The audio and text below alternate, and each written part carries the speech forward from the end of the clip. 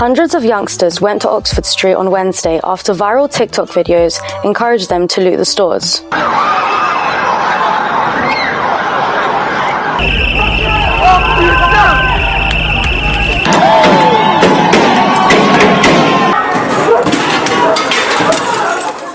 Dozens of arrests were recorded and 34 dispersal orders were enforced. One of Britain's busiest streets forced to shut down in broad daylight, Oxford Street, London. Hundreds of teenagers surged in after a viral TikTok call to loot stores. Shutters came down and shoppers were trapped inside. Police flooded the street, but only after the crowds arrived. This did not happen by accident. The warnings were online, the pressure was visible, and yet nothing in the system adjusted in time. What you are seeing is not just a riot sparked by social media. It happens when pressure outpaces the systems meant to contain it. Tonight, we are not asking who showed up on Oxford Street. We are asking why the system keeps letting moments like this happen. Earlier that afternoon, Oxford Street was still fully open. No restrictions, no cordons. By mid-afternoon, groups of teenagers began gathering along the street. As the afternoon slipped out of control, some shops managed to react in time, pulling their shutters down as crowds pressed closer. According to reports, other stores were entered and looted by the groups wearing dark clothing and face coverings. Some shops reported attempts to force open their shutters, but these efforts were unsuccessful.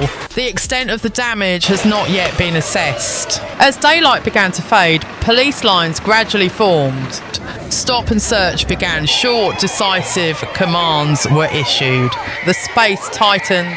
Several individuals were restrained, handcuffs applied, pulled out of the crowd. Shouts rose, then faded. Police vehicles edged in slowly through packed bodies. The street was contained, but not cleared. Police were present, yet pressure did not ease. Businesses wanted to stay open, but did not dare. There was no early decision to shut the situation down. Only piecemeal enforcement, moment by moment. What happened here is not an exception. It is a warning of a system already falling behind events. Oxford Street was not a standalone incident. It was a warning. What broke out on one street is now surfacing across multiple systems at once. Public order is no longer shaped in advance.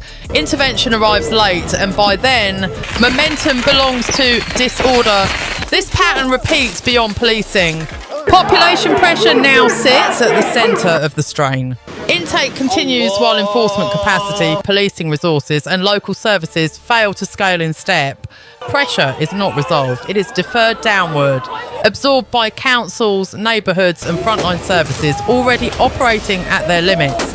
This is where tension spills into the streets. Protests, disorder and flashpoints do not emerge in isolation. They surface where population pressure meets weak enforcement and delayed response.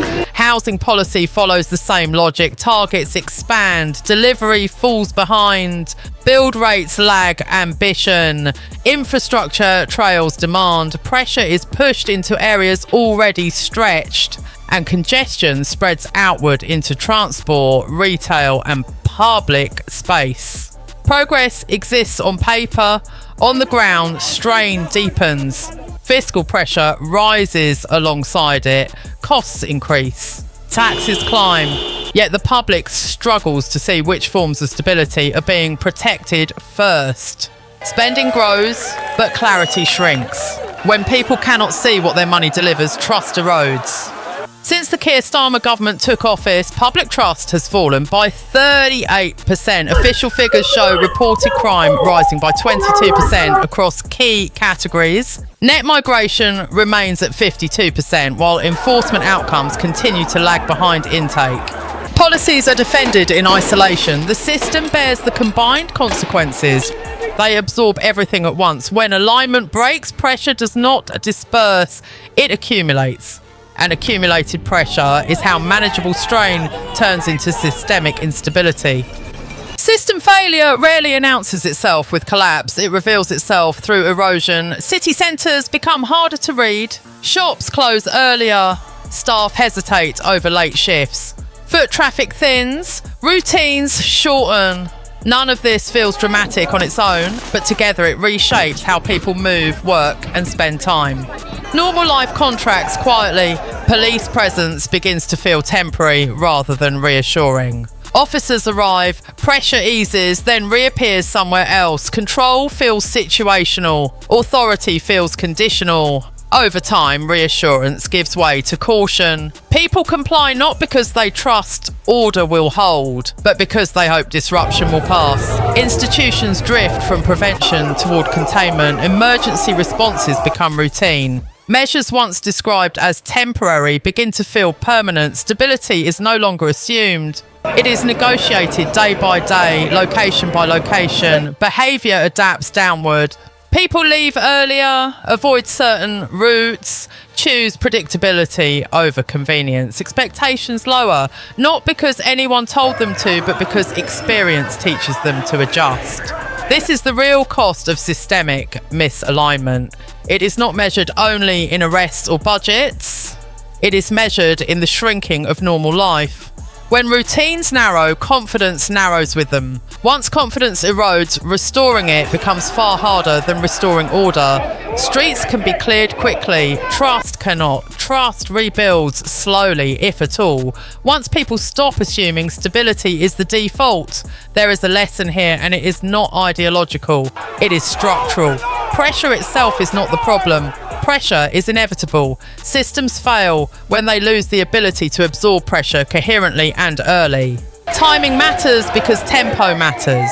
When action consistently arrives late, authority loses rhythm. Once tempo is surrendered, force becomes a substitute for foresight. Containment replaces prevention. Reaction replaces design. Capacity matters because ambition without delivery breeds congestion. Targets, intake levels and fiscal commitments mean little unless they are aligned with build speed, enforcement bandwidth and service resilience. Alignment is not optional, it is the foundation of stability. Coordination matters because fragmentation multiplies risk. When each part of government manages its own crisis, pressure stacks instead of dispersing. No single decision breaks the system. Misalignment does. Clarity matters because consent depends on understanding. People accept cost when they can see what stability it buys. When priorities are opaque, trust dissolves. Cost without visible order breeds resentment, not resilience. Trust itself is infrastructure. It is built through predictability, consistency and early action. Once lost, it cannot be replaced by force alone. Force can contain disorder. It cannot restore confidence. These are not radical demands, they are the basics of governance.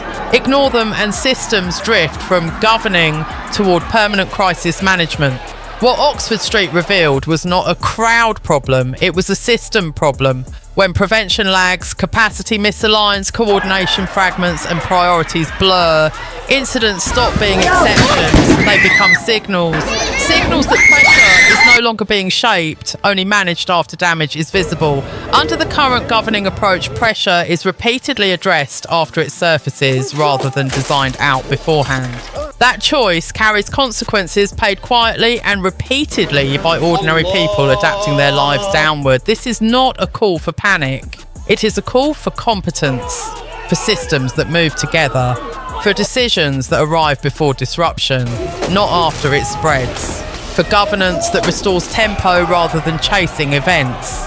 A functioning state does not rely on containment as a default condition.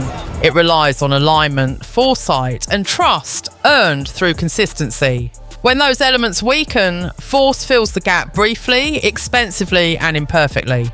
If these lessons continue to be ignored, moments like Oxford Street will not remain isolated. They will recur in different forms, in different places, each time feeling more familiar, more routine, and less shocking. Familiarity is how instability becomes normal. For clear, structured analysis of how systems drift and how they can be brought back into balance, stay with us. Subscribe for what comes next. Understanding that distinction is the first step toward reform. Because when policies fail, the real question is not who reacted last, but who designed the system that made failure inevitable. How do we measure accountability when decisions collapse at the top, yet their consequences are always absorbed by everyday life? That is the question our next analyses will continue to examine.